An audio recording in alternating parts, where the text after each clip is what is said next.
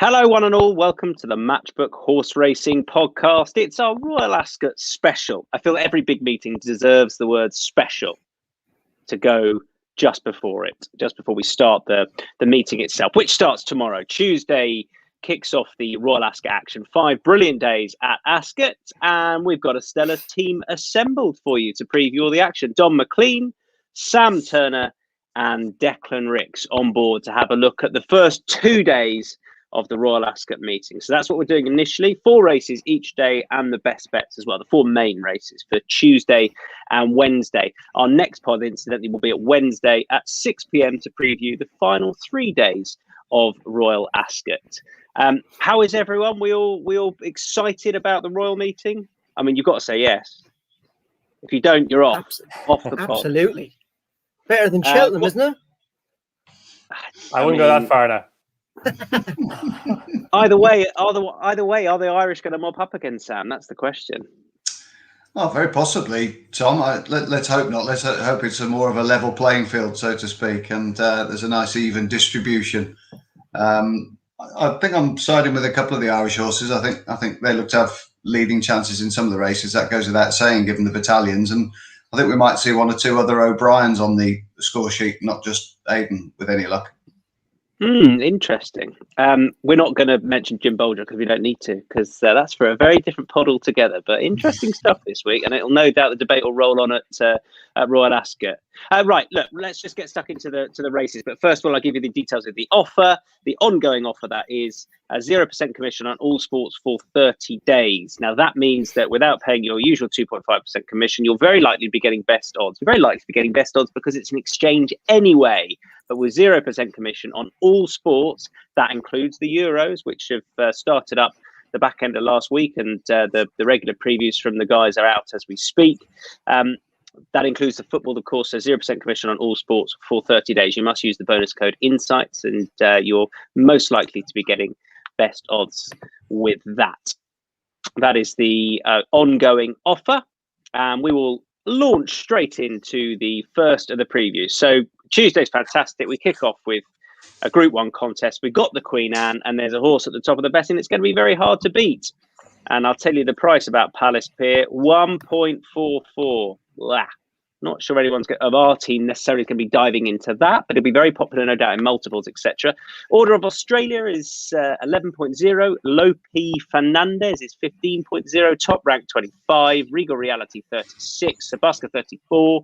46.0 and bigger. The rest, we are going to be mentioning some of those bigger prices as well. Rixie, lovely to see you at the start of this very quiet week for you. Who do you like and why in the Queen Anne, bud? I suppose we've probably got to talk about Palace Pier first. I don't think he's a back at the price, but I don't think he's a lay at the price either. You know, you'd probably go skint laying the best horses, because he is the best horse in this race by quite a considerable margin. But the big caveat with that is the ground. I think a lot of his form has come on ground with significant amounts of cutting it. The Lockenge, when he was so impressive again, soft ground. And I just think a combination of factors could potentially see the others close the gap on him. The ground is going to be one and the pace is going to be the other, I think. Order of Australia and maybe Pogo are the only 2 I think here that like to go forward. So it could get pretty messy. Palace Pier to me is a horse who thrives off a strong gallop as well. So I think when you put the ground and the pace together, I think he's worth taking on. And I'm going to take him on with Lupi E. Fernandez. You've got to forgive him his run last time out in the Lockenge Stakes. But look, I think the key to this horse now, I think we certainly know now he needs quick ground. He needs a pretty rattling, and I think he's gonna get as close to rattling ground as we'll get in Europe tomorrow. So Aidan trained him as a sprinter last year. This year he's trained him as a miler. He started off his season brilliantly under Shamie Heffernan, winning the Heritage Stakes at Leopardstown on good ground, and then the ground was too soft for him, as I've just said, in the Lockenge at Newbury. I maybe wouldn't read too much into Shamie riding him with Ryan Moore supposedly put on or choose Order of Australia. There seems to be this thing with the Coolmore horses that the best rider will ride the horse that they think will suit the horse. Shame he got a good tune out of him at Leopardstown. So, you know, I think what we saw there, 14.0, that is a big price. So I'm willing to go win and place Lupi Fernandez here. So we shall see. I don't like Order of Australia for this race. I don't like his style for the front, for the straight mile. I think it's a very hard place to make all, especially if you're a strong traveller, which he is. So, yeah, I'm hoping, Shame, he's going to set Lupi Fernandez and he's going to pick up the pieces late.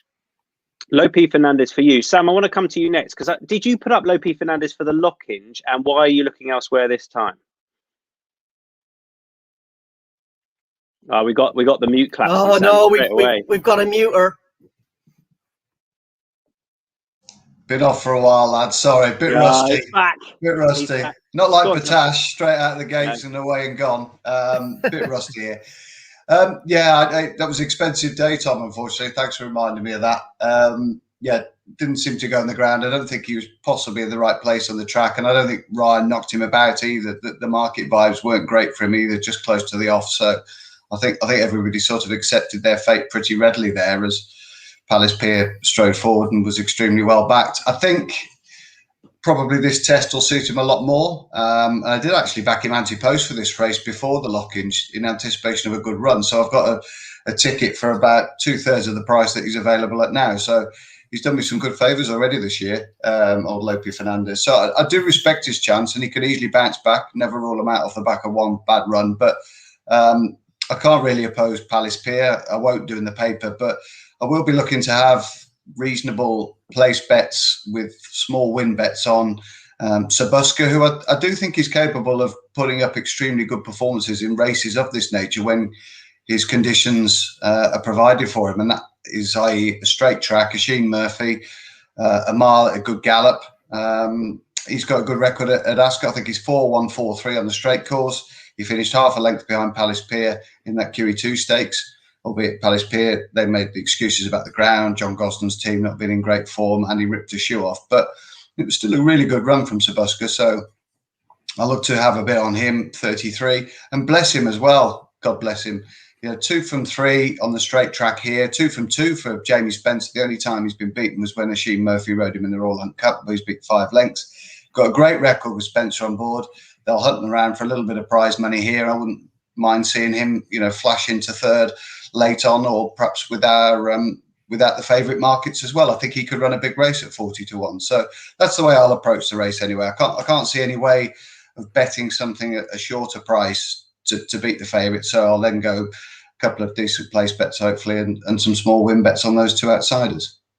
Sam, I'm going to agree with you and definitely follow you in with bless him. I think the way quite often to play this race that history shows you, it can be progressive handicappers who can just cause a bit of a surprise. Not that I think they'll beat Palace Pier, but if you look at the likes of Accidental Agent, who was a progressive handicapper before winning this, and so too Lord Glitters. I'd actually back him as well, Lord Glitters, who's been in good form out at Meydan. I would much prefer there to be more pace on for both of them. But on this straight track here, I'm very happy to have a horse at a big price who just loves the track, and I would play in the without the favourite market. Believe that's going to be going live from tomorrow morning, so from Tuesday morning when you open up the laptop, keep an eye out for that. And I will be supporting Bless Him, and I'll also have a bit on Lord Glitters as well, who I think is just a bit overlooked. Is coming here in half decent form actually, and missed the race last year. Don, no official selection I know from you. I mean, you can't really oppose Palace Pier, right? Yeah, that's right, Tom. But I think it's a fascinating race for all, like a lot of the reasons that the lads have already mentioned and you've already mentioned. Like the likes of Lord Glitters and Sir Busker and Bless Him, they're all, as Sam was saying, proven Ascot horses. And we know that, especially on the straight track at Ascot, course form there is more, it's like the York in my mind. Course form at both Ascot and York, especially on the straight track at Ascot, it's more relevant than it is at most other courses. Like course form is a positive anywhere you go, but I just think at Ascot on the straight track, a proven ability to operate there, it's a big asset to take into a race, and they have it. I think I thought that Lord Glitters wanted a wee bit more cut in the ground. I thought Sir Busker wanted a bit more cut in the ground until he ran really well on his debut this season at Ascot on fast ground. So Sir Busker, maybe fast ground won't be that big a negative for him. the two Aidan O'Brien horses, like Lupe Fernandez, I worry about him over a straight mile if he's got the stamina for it. I backed him in the Irish Guineas last year, and I thought he was going to go and win it before Fiskin came with his wet sail. And he quickened up that day. And for me, he was a 7 furlong horse. But look, he did win over a mile. He won a listed race on his debut this season, and he might get it. And I agree with Declan with the Ryan Moore, Shamie Heffernan. While you'd think that Ryan Moore would be on the number one, I think the differential in their prices is factored into that. It's not that Lupe Fernandez has no chance because Ryan Moore is not riding him. I think he's got connections, probably think he doesn't have as good a chance as Order of Australia, but maybe not even by as much as the disparity in their odds suggests. And Order of Australia, like if he reproduced his run in the Breeders' Cup Mile last time, that would obviously bring him into it. But it is a bit of an outlier, isn't it? It was a step up markedly on anything he'd done before. And that was on Lasix as well, Don. Yeah, exactly. So you just don't know if he's going to be able to reproduce that. But I just think it's fascinating. But all of that into the mix, Tom. Yeah, Palace Pier. He's only £5 superior to his nearest rival on official rating. So does that justify a price of whatever 2 to 5 or 4 to 9? Yeah, maybe, but because he's got so much in his favour. He sees out a mile well. They were talking about running him in the Prince of Wales Stakes, weren't they? Maybe not seriously, but he was entered in it, so it was an option. So maybe he will step up to 10 furlongs at some point during the season. But yeah, I think the straight mile at Ascot, it takes a bit of getting as well. It is a track on which I take the lad's point about pace, but it is a track on which you really need to see out the mile well. So look, I think he's the most likely winner, but I think there are kind of subplots at play deeper down into the race as well. Yeah, I think he will step up to 10 before the season's out. That's what John Gosden seems to have consistently been saying. He's 1.44 for the Queen Anne, the opening contest on the Tuesday. We'll move on to the Coventry, and I'll take you through the prices for this. The Wesley Ward filly adds a bit of spice to this in the form of Coffee Maker. I feel like you've got to say it like that. 5.8 she is. The Barb is 7.4. The Acropolis is 7.8. Gisborne, 8.2. Massetto for Donica O'Brien is 9.6. Ebro River, 10.0. 12.5. Tolstoy. Berkshire Shadow, 19.0. Then we're into the bigger prices. None of us officially putting up Coffee Maker. And I'm not sure we're putting up any Wesley Ward horses. We were discussing that before we went live on air about those horses. Two of us going for Massetto. So let's start there. And perhaps, Declan, you can introduce your thoughts on all the Ward horses if you'd like. I suppose that the key kind of maybe, I'm not really a massive stats person, but I think the stat that Wesley Ward has never trained a 2-year-old winner over 6 furlongs at Royal Ascot is pretty significant. And it lends itself to what we see about his horses. They jump, they run, and they're all about speed, and stamina is maybe is not their forte. So I think I'm happy to take Coffee Maker on at the prices given it's 6 furlongs. So I'm gonna take her on with Donica O'Brien's Massetto, who just about has maybe the best form. I think on my ratings, Gisborne is top rated on 102, Ebro River's 102, and Massetto's 98. But Gisborne, I'm a little bit worried about him on quick ground. If he handles the ground, he'll go very well. I just think Massetto's got a better chance of handling the quicker ground. He was unlucky, I thought, the last time out on the Marble Stakes at the Curragh. He just got no run at all. But I thought there were still some positives to be taken from the run in that he jumped better, he got into stride better, and he just looked sharper all round. But he was stuck up against the rail for far too long, while Castle Star, who I think is the best juvenile we've seen this season so far, was on the outside, out in daylight, and scooted clear. So I think with if things drop much nicer for Massetto today, or tomorrow, should I say, I think he'll go better, and they should drop a lot nicer because it's on the straight track. Look, the usual caveats with the straight track apply. You hope you're on the right side, and you hope you're around the pace and that. So we'll see. It when the ground is quick at Ascot, I think you generally like to be drawn middle to high. I think low is maybe a little bit of a negative, but look, where these things can change on the drop of a dime. So we'll see how it plays out. I just like to say that is the view I share. For some reason, I feel when it's decent ground, you want to be nearer the stands, and when it's slightly softer, I think far side can suit. Champions Day quite often in the Balmoral, you want to be far side. But then John Gosden says, "Well, the shadow in front of the stands means that." So who knows?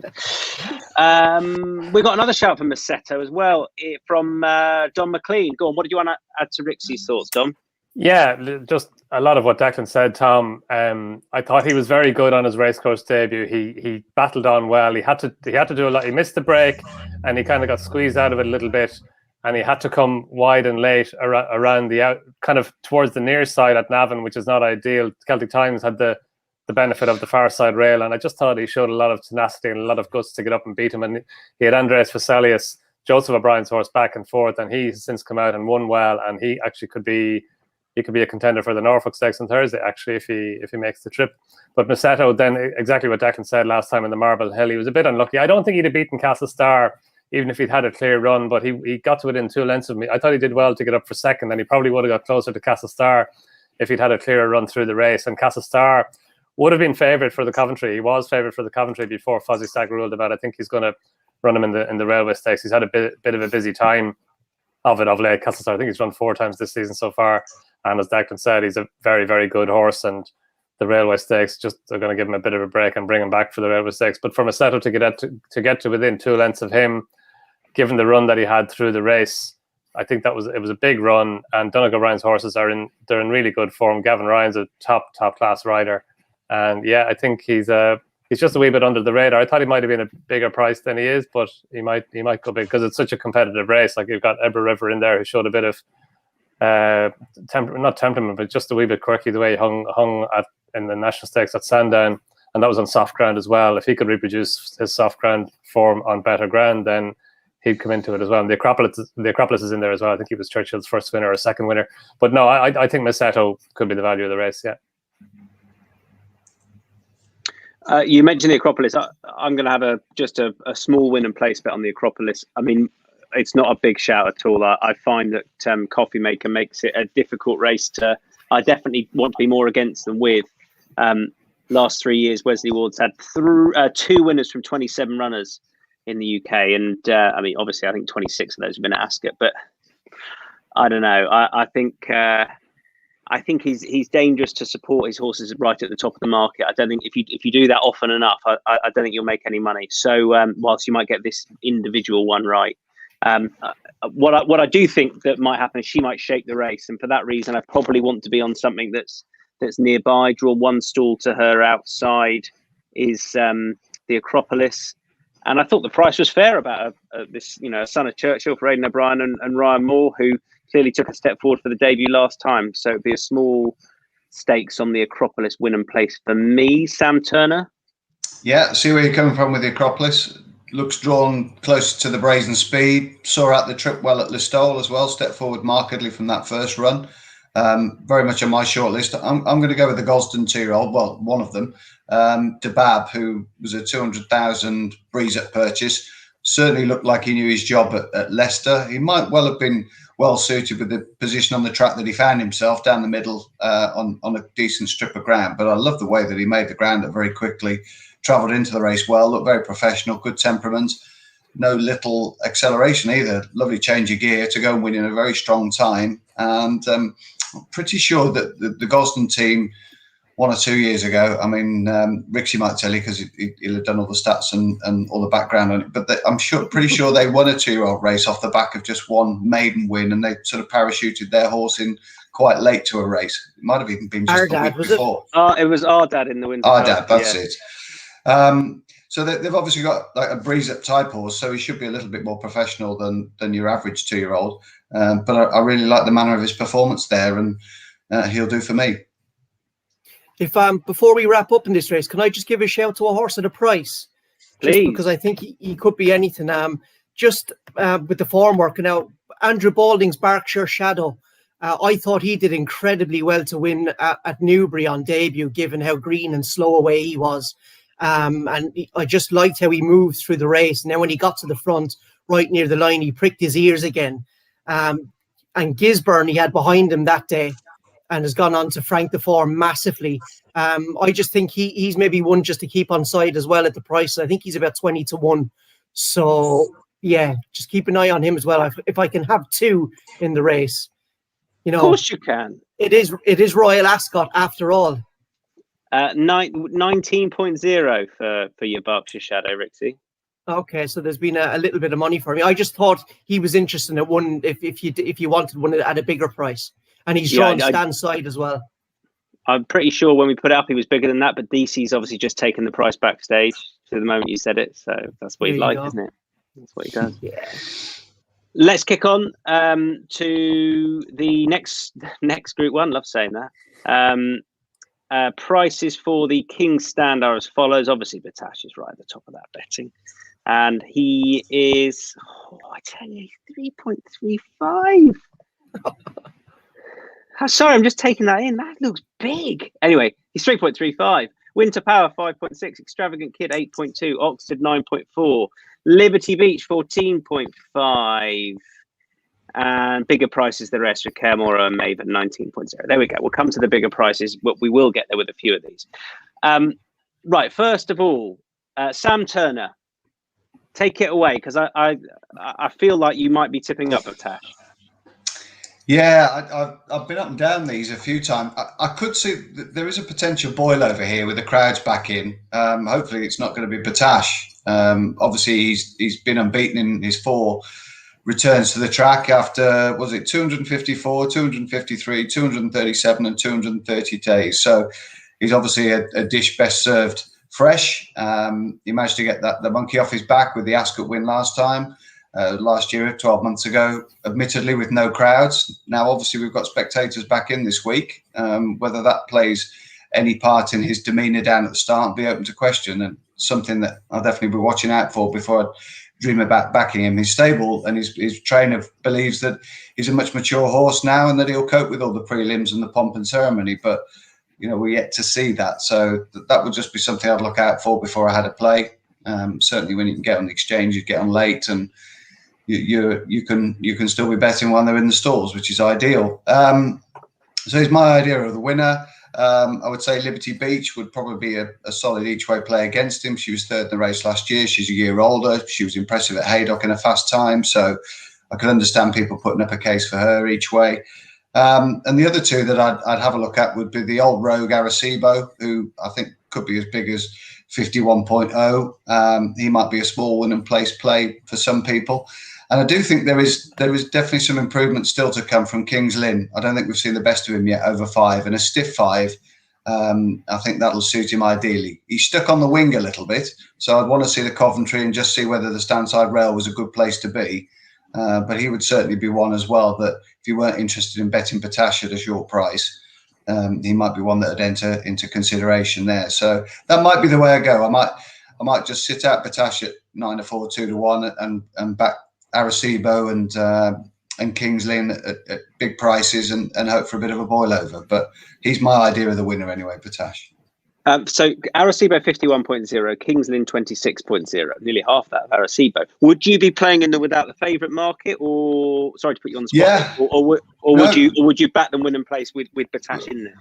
Probably both, if I'm honest. I'd probably have a look in both. Arecibo just looks like a completely revitalised character this year. He's turned into a winning machine, probably because I've stopped backing him. So that's the indication that he was going to go on a roll. And I just like King's Lynn. I'd really got Ed Walker's horse, Came from the Dark, pinpointed for this race. Why he's not running, I don't know, because he's in the Golden Jubilee on Saturday. I thought a strongly run 5 would be ideal for him. And I think a strongly run 5 is probably ideal for King's Lynn at the moment. I genuinely don't believe we've seen the best of him yet. So I think this race could set up very nicely for him. He could run a massive race. So I'll probably have a bit of fun in the race and back a couple at massive prices, because Batash at 2-1 is not going to change my life. But if Arecibo did a prohibit and managed to win at 50s, then that might be a nice afternoon. I'm going to approach it again a bit like you did in the opening contest, a very similar sort of way. I'll probably look in the without the favourite market, because I'm not taking on Batash. I just want to take him out of the equation because there are some unknown quantities with him. His work rider at home's broken her ankle. So since he came back in, he's had a different work rider.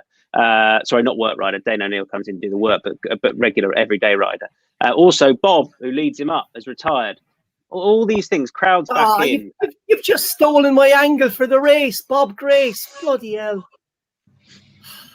Sorry, Rixie. I was, I need to dig deeper into this information.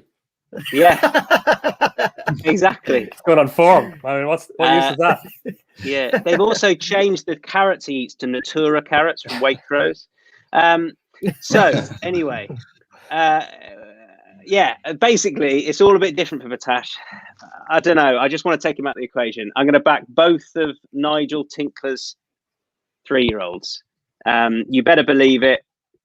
And Acclam Express, who were both really disappointing last time. But if you go back to a couple of starts ago, I mean, Acclam Express basically won the Maidan sprint. I mean, he was on the worst part of the track. He ran an absolute belter. And I think both of them will be suited by being held up. I think the track will suit both of them, to be honest. They're big prices, and I'd just take the favourite out and back those. And see. You better believe it, 42.0. And the other one, who is Acclam Express, I'm hoping for something similar, to be honest. 65.0. There we are. But without the favourite be different. Yes. Tom, would you want to see Acclam Express down at the start first before you started backing him, or were you just happy to take a chance that he's not going to be like he was at York? He gets a bit sweaty, doesn't he? Yeah, it's a worry. It's a worry. But the thing that would encourage me, Sam, is that you take, say, Maidan as a sort of, all those lights, there, crowds there. He seemed to be all right. So, I mean, York was, I don't know, he went off favourite and he was massively disappointing. Just ran no sort of race at all. I don't even know if they offered an excuse. So disappointing. But 65.0, I'm sort of willing to chance him. I think there could be a bit in his favour. So, maybe it's worth waiting to see how he's taken it. But I'd just like to have him running for me, small stakes at a big price. Don? Yeah, look, interesting angle on Acclam Express. Like, he was favourite to beat Winter Power, and she's now a 4-1 shot. And if you just put a line through his run the last day, you can see why he'd be attractive at a big price. Look, Batash is, just as you remarked at the outset, Tom, he's getting out to a price at which you could nearly back him. I mean, he was never a horse that I was going to back in this race, but he's got, I think even more than no crowds, he's got no blue point. That's the big factor, I think, in winning at Ascot. And how many people are allowed into Ascot? Is it 4,000? Is that it? 12,000. No. 12,000. So so some people, but not the mad crowds that would fill up Ascot. 11,999 and Rixie. Right. And Rixie. I'll be there with my Vuvuzela down at the start trying to get Batash going. Very sporting, old boy. Very sporting. Anyway, no, look, I think it's the most likely winner. Winter Power getting what she getting. She getting all the fillies allowance and the age allowance that brings her into it. But I think Oxted is interesting as well. He's not as big a price as I kind of thought he was hoping he might be, because he has to bounce back from he's been disappointing in both runs this season so far, and even his run at Ascot last year. I didn't think it was that bad. It was on soft ground, and it was at the end of a season, and he was only beaten a length. He only finished fifth in the end, but he was only beaten a total of a length by Glen Shiel in the champion sprint. So I think the drop down to 5 furlongs is interesting for him. He's been all over 6, but the July Cup, obviously Newmarket's 6 furlongs is a lot easier than Ascot's, and he won the Portland over 5.5. So I think and he shows so much pace. The drop back to 5, it just might work in his favour. And you have to forgive him his last 2 runs, I think. But if he could bounce back to his July Cup run, and I think the drop to 5 might enable him get close to that, then he's a horse in whom I still retain a wee bit of faith. Just putting a line through his last 2 runs, or allowing his last 2 runs, and back on fast ground, I think that's key to him. And I know that, Rixie, you agree? Yeah, look, I want to be against Batash because first run of the season, there's a lot of pace signed on here. Hasn't had a good prep, as we've outlined. First time up, he might run a bit gassy. And of all the 5 furlong tracks that he runs at, Ascot is the stiffest, and it's just more of a stamina test for him, and he is more vulnerable. So I think you've got to take him on. But the price now is, to be fair, it's getting to where you'd have a second look, because this is a bad race. Let's be honest. But Batash did win a bad race then last year as well. But look, I think my gut says to take him on. I'm going to take him on with 2. I'm going to back Winter Power win only. I'm just a little bit worried about her because there's lots of speed on here, so she could get softened up. I thought what she did at York was very good. Tim Easterby was of the strong opinion that she'd come forward for the race. She changed her legs late, suggested that she wasn't ready, which marries in with what the trainer said. And, the time and sectionals of what she did, I think, matched up pretty well with Copper Knight, I think, was that same day. So, I'm going to take her win only. And just because I think there might be a bit of a pace collapse, I'm going to back Oxted win and place. I was disappointed with his return at Newmarket, to be fair. But to be fair to the horse, he had an early start to the season. He went out foreign to chasing the Yankee Dollar in one of those big sprints, didn't he? And then at Newmarket, he raced into a headwind that day, and Summergan got lots of cover and picked him off. Fair enough. But I thought he stepped forward a good bit at York now. I know he was beaten well by Starman and the Haggis horse in second, but I thought it was a step forward. And Connection seemed to be suggesting that this is more his time of year. So if he comes forward again with a pace collapse, I can definitely see him getting in the mix. So it's going to be Winter Power win only for me, and Oxted win and place. Lovely stuff. Let's kick on to... Go on. So, just one point. Are we surprised that Oxted's not got a Golden Jubilee entry as well? Well, I think the way they see it is that he wants... they said right at the start of the season he was going to drop back to 5 no matter what for Ascot, and then he'll go back up to 6. I just think the way they see it, what happened on Champions Day, he seemed to just run out of puff before the end, didn't he? And his best form has probably come over a pretty quick 6. So he got beat a length on Champions Day on horrible ground and hit the front about 2 out, which you can't do at Ascot and win. Yeah, okay. And he travelled like a dream that day as well on very soft ground. So. Yeah, I think they just made their mind up. None of this Willie Mullins nonsense where owners are spunking 400 grand to be in 16 races and they only run in 1. So they made their choice. Fair play. Excellent use of spunking. Love it. Go on. I was going to say not all owners are ex-Barclays Bank employees, so I do understand that. Let's kick on to the last race we're going to be looking at on the Tuesday, which is the St James's Palace. Poetic Flair is 5.0, Battleground is 7.2, Mustadaf is 9.2, Lucky Vega 8.4, 9.8 Highland Avenue, Chindit 10.5, as is Thunder Moon. Then we're into the bigger prices. Right, Team Chindit. Rixie, you can kick us off because you're the first person I thought of. Boy, is that because I've got like 14 chins, so Chindit. Yeah, I hear you, mate. Yeah, wanker. Anyway. Look, I just think this stiffer mile is going to be much more in his favour, to be honest. I thought he didn't like the track at Newmarket. They probably went a stride too quick for him on that kind of track. Newmarket plays to speed all the time, doesn't it? And I think he just couldn't get into a nice rhythm early. Then he got a bump from Thunder Moon. He got unbalanced. And to be honest, I think he did well to finish as close as he did in the end. He's got a very good attitude, this horse. I just think the stiffer mile is going to suit him down to the ground. I don't think the stiffer mile is going to play to the strengths of Lucky Vega. Poetic Flair has had more runs than I've had hot dinners this season, so I think I probably want to take him on. I just think Chindit, he's coming in fresh. We haven't seen the best of him yet, and I just think this stiffer track with Pat Dobbs going to ride him. Hannon said they're going to ride him a little bit handier. I think that's just going to see him in a better position early, get into a nicer rhythm early, and hopefully the freshness angle will see him take a little bit of catching. Did you want to mention another horse as well? Yeah, just at the prices, I thought the Godolphin. He's actually the Godolphin second string, if you believe. But I think his form is actually stronger. I'm not a fan of the Heron Stakes form, to be honest. One, it came on very soft ground, and I'm just not sure it's that strong. Labarossa pushed the Guineas runner-up Master of the Sea close in the Craven. Master of the Seas obviously went on to be second in the Guineas itself. And then obviously he ran in the Irish Guineas the last day, but the ground was just too soft for him. and I thought he shaped a hell of a lot better than 8 lengths.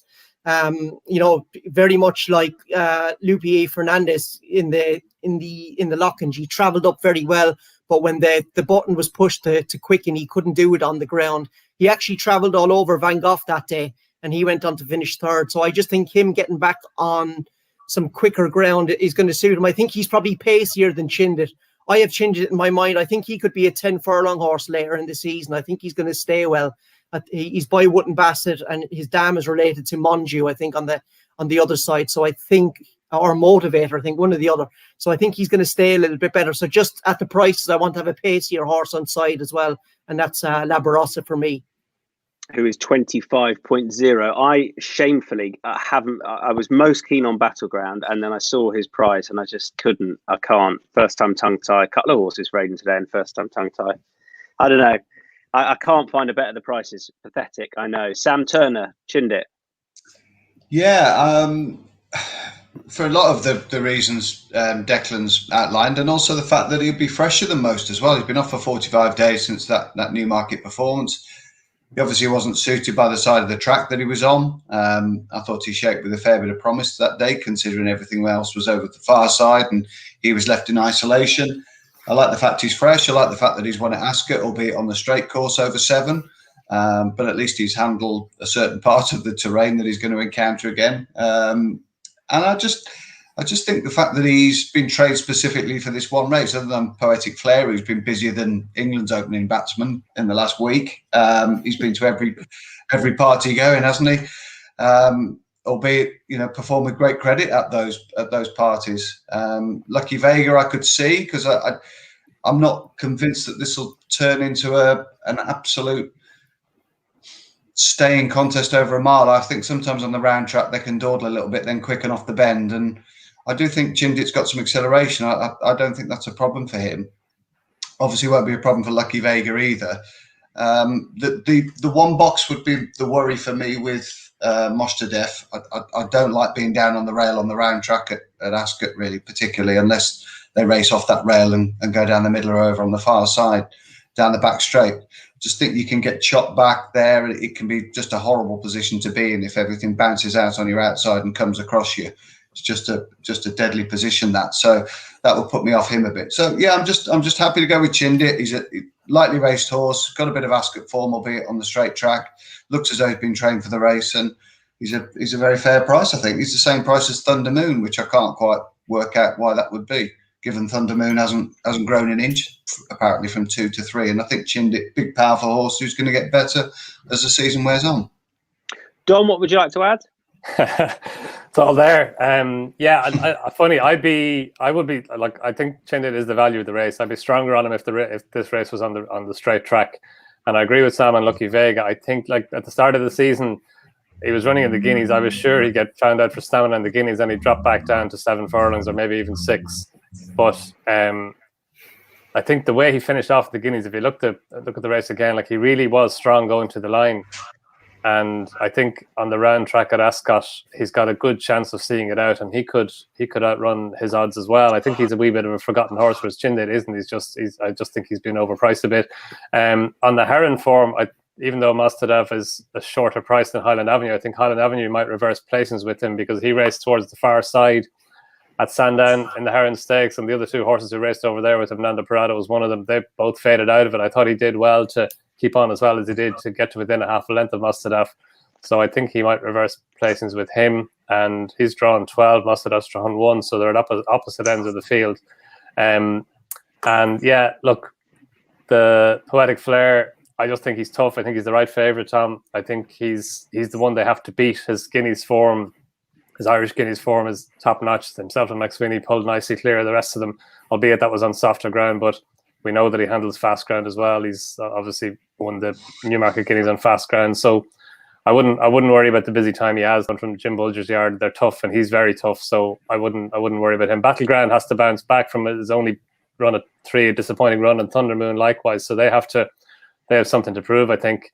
But no, like, Lucky Vega would be my second choice in the race, but I think Chindit is the value at about 8 to 1. Tom, can I mention one other horse? And I'm quite surprised he's in this race and not in the Britannia, and that'd be Belace. I got him lined up as a Britannia horse, him and Crossfoot. But they've gone down this route with him, and it's understandable. He's been beaten a length in the Heron, so you could understand why they would do. But I think the better ground will probably suit him. I was really impressed with him at Newmarket. I thought he was an absolute tailor-made Britannia Stakes contender, leading one as well. I mean, surely he'd be nearly favourite for that race. So it's surprising that he's coming here at 33-1. But look, they're rolling the big dice, and you can understand it. I would have to have a couple of bob each way on him at 33, because if ever he won and I hadn't backed him, then I'd be I totally crying agree. into my champagne. I was going to give him a mention as well. The day he won at Newmarket, his time stood up very, very well to what Master of the Sea's done in the Craven, and he carried 7 pounds more. And I think from 3 out to the line, he clocked the same time as Master of the Seas, which was interesting. So this race has potential to get a little bit tactical. I don't think you want to be properly held up here, especially going around that bend. You know, they could steady it up going up the hill, and you could kick on. He could be one you could get out in running in, because he likes to get on with help in front. So I'd agree with Sam there. Give him a positive mention as well. But I'm very much aware I've mentioned about 14 horses in the race, so can't wait to boom the winner after. I think that's the way to do it. When somebody puts up a horse at a really big price, just go, I'll agree. I'm joking. 55.0 for Belays, 55.0 on the match. Well, that's an absolute insult, because how can he be 10 times or 9 times the price of Mostadaf? You know, that's ridiculous, really. Yeah, it's Mostadaft. Let's move on to best bets. Declan Rix, your Tuesday best bet, sir, for the opening day of Royal Ascot. My Tuesday best bet. I think Lupe E. Fernandez without Palace Pier. Lupe Fernandez without Palace Pier in the Queen Anne. Don, your best bet? Yeah, I'll stick with Chindid, Tom, for all the reasons we mentioned there. I just think he's, if he was a 4-1 shot or a 5-1 shot, he wouldn't. That to me, that would be close to his right price. But I think at whatever 9.0, then I think he's the best. I'm going to go for Acclam Express without Batash, and probably Winning Place as well. Just Sam suggested, just all ends up in the King's Stand. I think he's a bit overlooked, that 3-year-old. And Sam Turner, your best bet? 5.35, Tom. The Wolferton Stakes, Solid Stone, the Windsor winner. The form's worked out nicely. 2nd, 4th, and 5th have all got in since. I think he'll be poised on the heels of the front runners. Hopefully, Ryan can navigate a decent passage in the straight and kick before they've known where he's gone. So, Solid Stone for me. Solid Stone in that 5.35. And they'll all be confirmed on the website in the insight section for you. That'll be up from late tonight. Right, Wednesday we move on to, and we kick off with the Queen Mary. 2:30 this contest is. I'll run you through the prices. Twilight Gleaming for Wesley 4.5, 9.0 for Yet. Artos is 9.0, Nymphadora 11.0, 13 Quick Susie has been supported, and Illustrating 13.0, 15.0, and Bigger. I'll just kick us off because Quick Susie, I thought was being so clever, was a good 21.0 around just when Dex happened, and she's been pretty well supported. She's a profitable. I think she's well. I really think that this could develop to the high numbers with Twilight Gleaming in there. So too Coup de France, Poppy Petal. I know the other American horses over the far side, but I think you might just have to pick a side and stick with it here. I'm going to back Quick Susie, even though the price is going Wooden Place, and Shoe as well, who was that David Evans gamble. But I still liked what she did. She's clearly pretty good.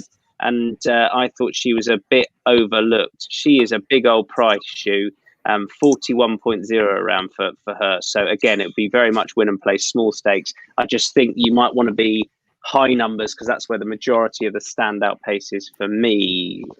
Dom. Yeah, look, I see where you're coming from with Quick Susie, Tom. She was impressive in winning at the Curragh, and then last time she just bumped into a newcomer of Fuzzy Stacks, Hermana Estrella, who we don't know how good she is. She could be anything. And the pair of them pulled way clear of everything else. That was a Group 3 race. So it'd be interesting to see now where Amanda Estrella goes. She's not entered at Royal Ascot, I don't think. I think she's in the early stud stakes Group 2 race later on. Anyway, yeah, look, Quick Susie. She's an interesting runner. And Gavin Cromwell, we know he can train flat, National Hunt, doesn't matter.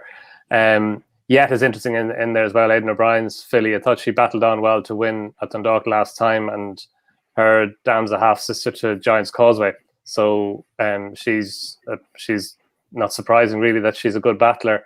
And we know the Aidan O'Brien horses come on a lot. The juveniles come on a lot for their racecourse debuts. So she's interesting. I think Nymphadora, though, like what she did at York the last time, I just love the way she went through her race. She travelled up really nicely in the centre. She quickened well and she came clear. That was over 5 furlongs. I think she had the option of the Albany Stakes as well, over 6. But Andrew Balding said just there recently that the 5 furlong race was her race to Queen Mary. It was a good step forward from her run the last day. And that race, the Marygate, can be a good pointer to the Queen Mary. Signora Cabello won both races. I think Tiggy Wiggy finished second in both.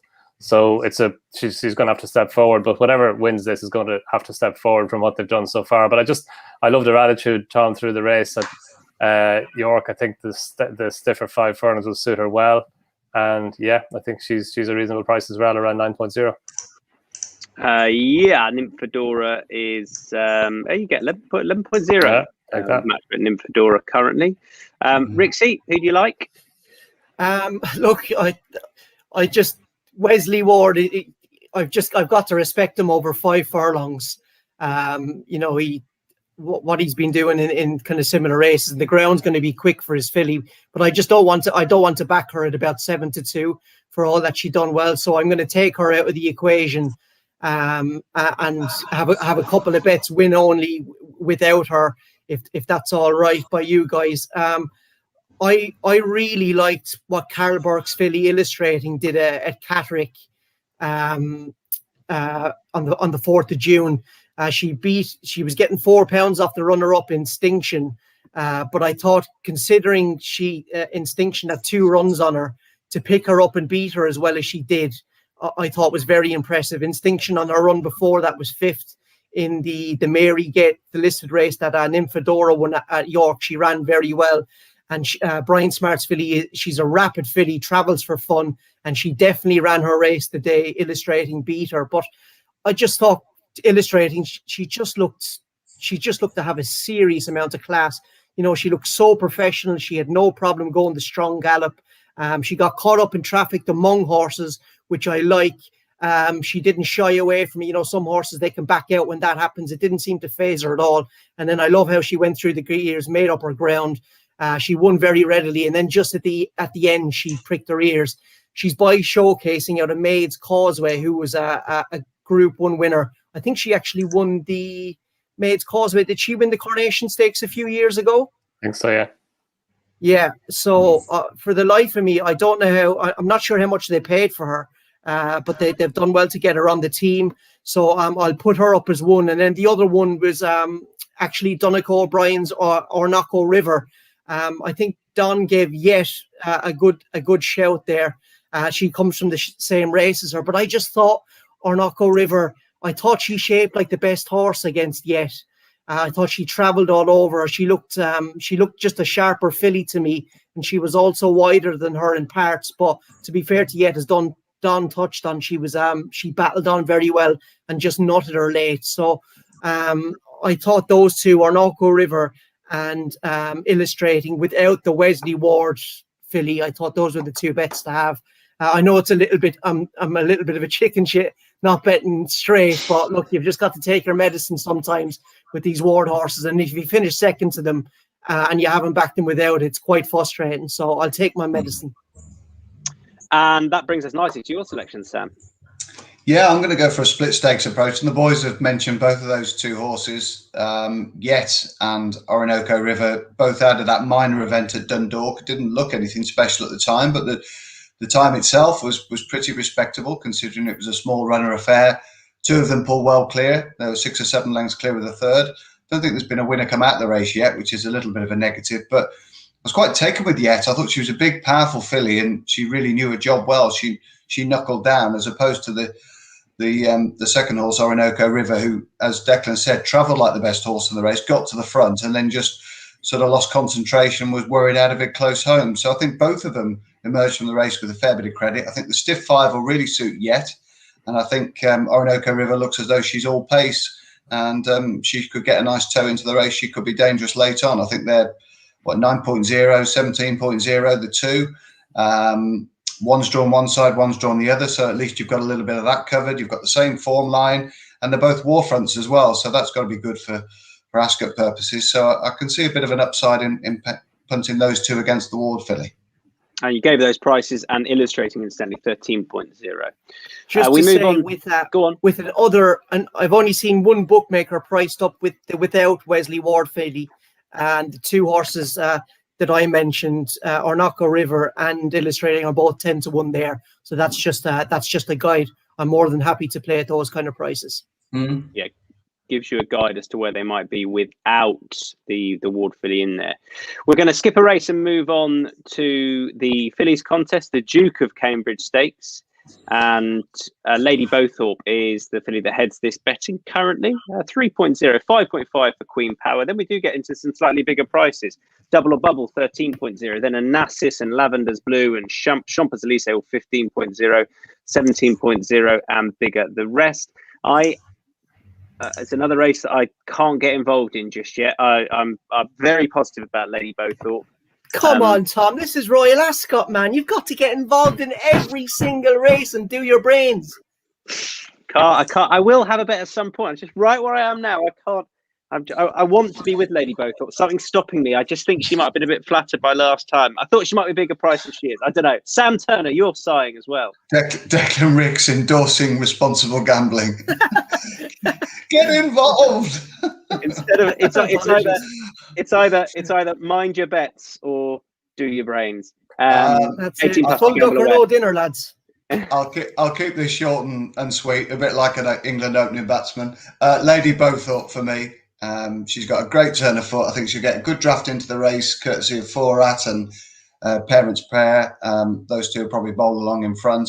Hopefully she can use that potent turn of foot, and obviously she could be a lot shorter than 2-1 if Palace Pier goes and destroys them in the Queen Anne. So I think she's got explosive change of gear when she's right, and I'll be disappointed if she's beaten. It'd be great to see her win.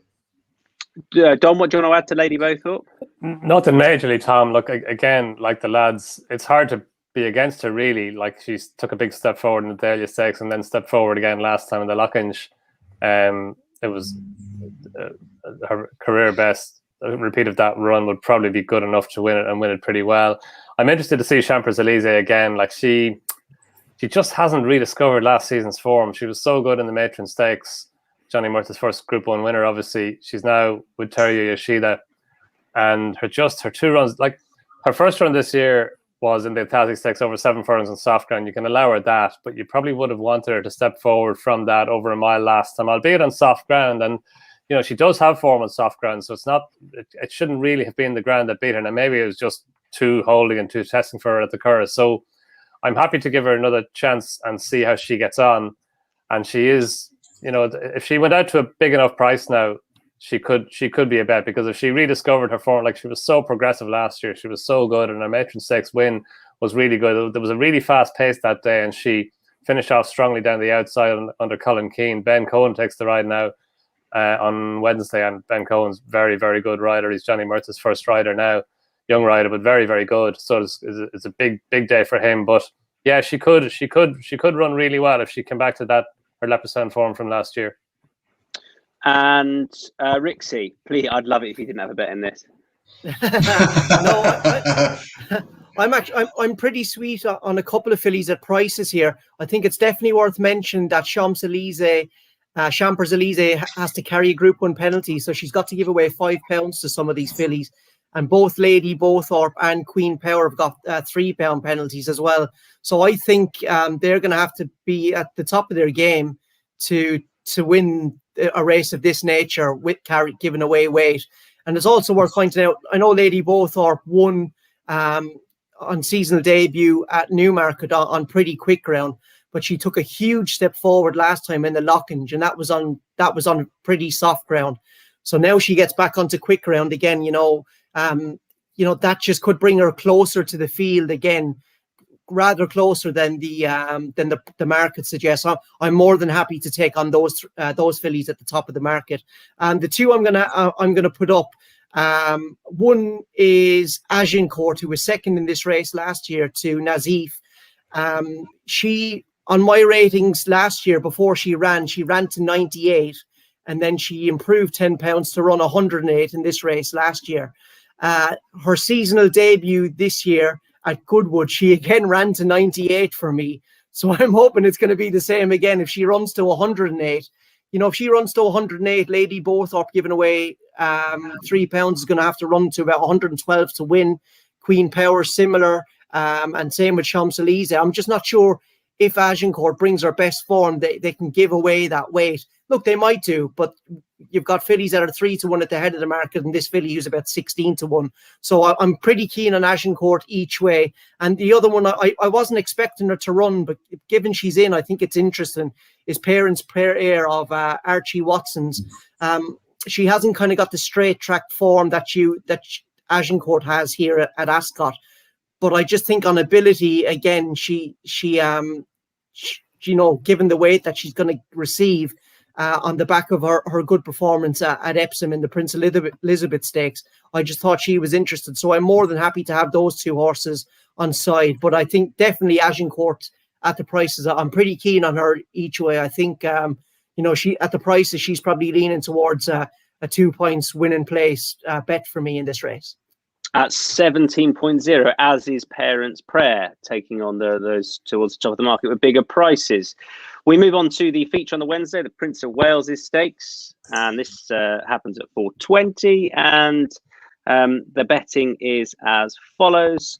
Unsurprisingly, well, I say unsurprisingly, I mean, Love and Lord North really are battling it out, and Love is just edging it at the moment by nigh on half a point. You're looking at 3 to the 3.5 of Lord North, then 4.33 of Armory, and then into the bigger prices. Rixie, I don't know what you're putting up, so I want to come to you first, if you don't mind, just because I'm interested. This looks like a race tactically. It could get pretty messy here. I don't see a lot of pace on. Sangaris is maybe the only one who could go forward. I wasn't really expecting the two Ballydoyle horses to run, but I think the bet here is the way I'm going to play the race is I'm going to back Armory without Love. I think that's the most solid route to go. Ordari is having her first start to this season. Desert Encounter, he's not really a Group 1 horse. Lord North is a Group 1 horse. He looked very good at Maidan, but I'm just not sure he's going to be as at home on this quick ground. So we'll see. My Oberon, I'm not sure he's a Group 1 horse yet either. Sangaris, I don't think so. So, Love is the class filly in the race, but she's having her first start of the season. And we shouldn't forget, Armory winning the Prince of Wales is worth far more to Coolmore than Love winning it, because he's a potential stallion prospect. And I thought he returned brilliantly at Chester, to be fair. He looked in great form. I loved how he travelled through the race. Ryan always looked confident, and I think the ground at Chester was probably as soft as he'd wanted. So now he gets back on a firmer surface again. I think he'll be even more at home, and he'll probably have more gears than a couple of horses in this race. So I think the safe play in this race is to back Armory without Love. Interesting. So I have a pretty strong opinion that you couldn't back Love as favourite. And I thought Lord North, I don't know what he's done wrong to not be at the top of the betting. I was interested in Armory, but I do think if Lord North is half a point bigger than Love, I don't really know what he's done wrong. Obviously, Ascot, the back end of last year, most of John Goslin's ran poorly, didn't like the ground. He didn't really get the setup I think he tends to want out at the Breeders' Cup. I thought he was electric at Maidan. And he won this race last year as well, albeit ahead of a Dave who probably didn't get the ground he wanted. But I'm pretty confident. It's just he should be favourite in my book, and therefore I'm going to back Lord North at those prices. Sam? Yeah, I thought this was a race I just went round the houses with, really, so I'll keep it brief. I was just very taken with Armory at Chester. I thought he showed a really good turn of foot on ground that wouldn't necessarily have suited him, and he'll probably do for me here. I think Love's entitled to be a bit ring rusty, back over a mile and a quarter in what might be a little bit of a stop-start race as well. I think you're going to need some push-button acceleration. That's not to say she hasn't got it, but first time off the shelf, I just wonder whether she'll be quite as switched on as she would be if she'd had a run under her belt. I know Ryan's riding it, but I don't always pay too much attention to jockey bookings from that firm, to be honest. Lord North, did he bleed after Maidan? After that race? That might just be a little bit of a concern for me, really, when push comes to shove. But look, his form's in the book. He was tremendously impressive this meeting last year, beating a quality horse in a debut who's gone on to do great things. So you can't knock the form. The base level of it is brilliant. So probably won't be a race I'll bet in, but for tipping purposes, I'll probably end up with Armory. Fair enough. And Don, you're sticking with Love, are you? Yeah, I just think she's a bit of a superstar. Like, I wouldn't worry about her first run of the season. She was ready to go for the Tatus's Gold Cup. She was taken out because of soft ground, and that's why she hasn't run yet this season so far. She was because of the ground. She won the Guineas last year on her seasonal debut, so I wouldn't worry about it too much. And she was impressive in winning it too. She stays a mile and a half, 10 furlongs could be her optimum trip. Like, she seems to be as good over a mile as she is over a mile and a half, and I just think she could be a bit of a superstar. Like, I think Armory should probably be a bigger price than he is against the top two. Before he ran in the Irish Champion Stakes last year, he wasn't considered to be this good at all. And I take the point on his run at Chester in the Huxley Stakes. But he beat Sangarius, who was beaten next time in the Brigadier Gerard. I think he has to go and do it again. I'm surprised he's as close to the top two in the market as he is. Lord North was very good last year. I thought James Doyle gave him a lovely patient ride and delivered him with a really well-timed run. And he's got course form. Love has never run at Ascot, so we don't know how she's going to handle the track. But as we were saying earlier on, it's on the round track. There's only, 2.5 furlongs in the home straight on the straight track. So it may not be as big a factor on a round track. And look, she's so good. She should handle it okay. The ground, she should love the ground. Fast ground is what she wants. And yeah, I just think she's got all the armory. I think of the bigger priced horses, Sangarius maybe, because he was so good in the Hampton Court Stakes a couple of years ago. If he could return to that type of form, because he looked like a potential star then, he just really hasn't done it yet. And he was beaten by Armory, and Armory, as the lads were saying, beat him hands down at Chester. And then he was disappointing at Sandown that he was beat by Yukon Glen. But it's interesting that they're persevering with him and running him here. Interesting, Colin Keane has taken the ride as well for Sir Michael Stout and Judmont.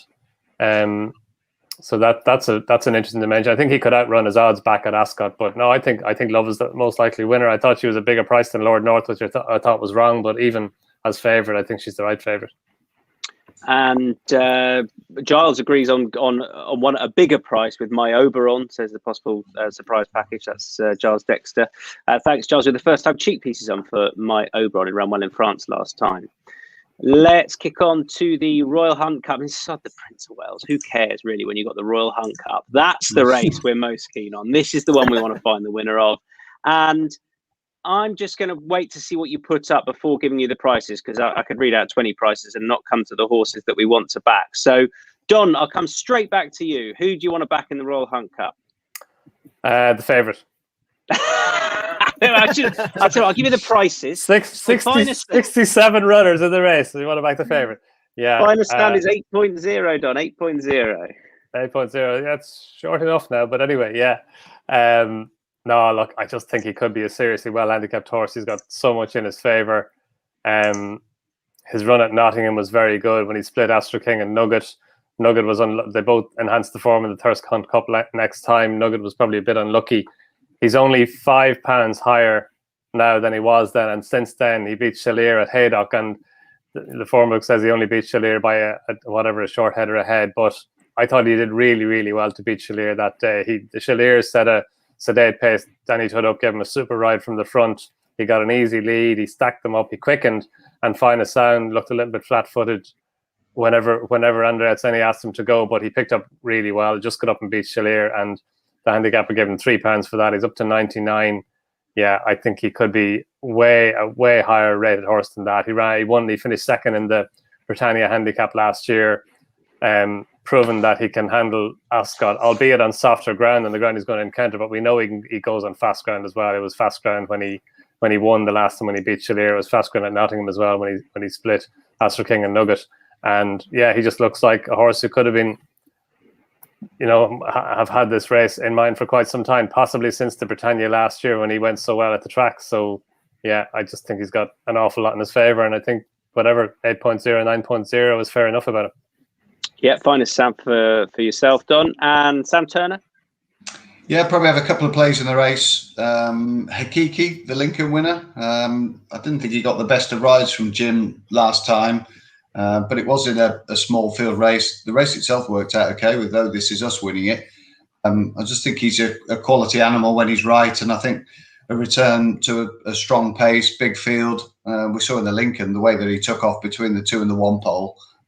Really did appear on the scene from nowhere. So I don't think we've seen the best of him yet. And I do think it's quite interesting that John Gosden's happy just to give him a couple of runs and save him for this race as well. He's got a good record when he does that, John, in these sort of handicaps, and Thaddeus as well.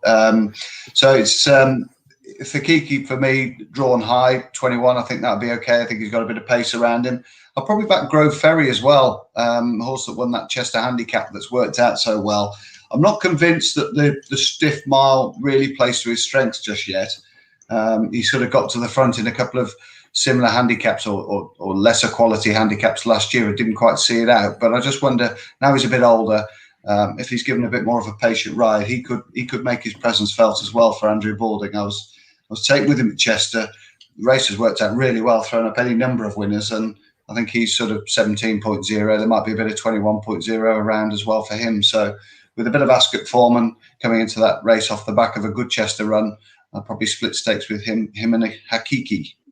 Yeah, 17.0 and 11.0 at the moment for those two. I'm going to have two as well on side. Maidani is one of those. There's not a huge amount of pace on necessarily. I don't think he'll be too far from it, but he won his race, his side at the Royal Meeting last year, and I've followed him a few times.